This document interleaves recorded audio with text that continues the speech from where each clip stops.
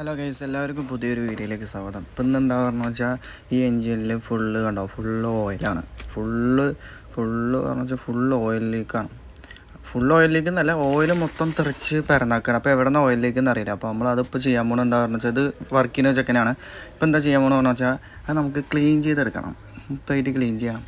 അപ്പോൾ ഈ ക്ലീൻ ചെയ്യുന്നതിന് മുന്നായിട്ട് നമ്മൾ ഫസ്റ്റ് ഈ ഓയിലൊക്കെ ആയതുകൊണ്ട് ചിലപ്പോൾ വെള്ളം നമ്മൾ പ്രഷറിലടിക്കും വന്നാൽ അത് പോവില്ല. അതുകൊണ്ട് ഡീസൽ കണ്ടോ, കുപ്പിയിൽ നമ്മൾ ഡീസൽ ഒഴിച്ചിട്ട് ആ ഭാഗത്ത് ഓയിൽ സ്പ്രെഡായി പോയിട്ടുള്ള ഭാഗങ്ങളിലൊക്കെ ഡീസൽ ഒഴിക്കണം. കണ്ടോ, ആ ഭാഗത്തും കുറേ ഭാഗങ്ങളിലുണ്ട്. അവിടെയൊക്കെ നമ്മളിപ്പോൾ ഡീസൽ ഒഴിച്ച് ക്ലീൻ ചെയ്യില്ല, ജസ്റ്റ് ഒന്ന് ഡീസൽ ഒഴിച്ച് വയ്ക്കുക. അതിന് ശേഷം കണ്ടോ, നമ്മൾ പ്രഷറുള്ള ഗണ്ണ് വെച്ചിട്ട് അത് വെച്ച് വെള്ളം അടിക്കണം.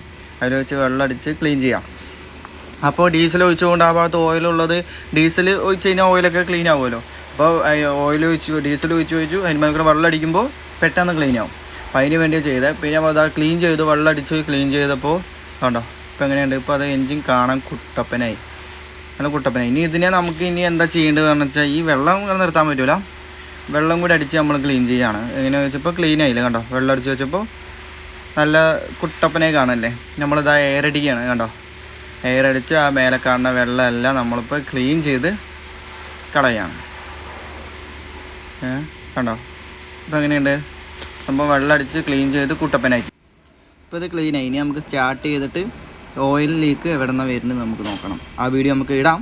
അപ്പോൾ ഈ വീഡിയോ എല്ലാവർക്കും ഇഷ്ടപ്പെട്ടു എന്ന് വിചാരിക്കുന്നു. ആ വീഡിയോ ഞാൻ അടുത്ത എപ്പിസോഡായിട്ട് ഇടുന്നതായിരിക്കും. എല്ലാവരും സപ്പോർട്ട് ചെയ്യുക, സബ്സ്ക്രൈബ് ചെയ്യുക. Thank you. മറ്റൊരു വീഡിയോ വീണ്ടും കാണാം.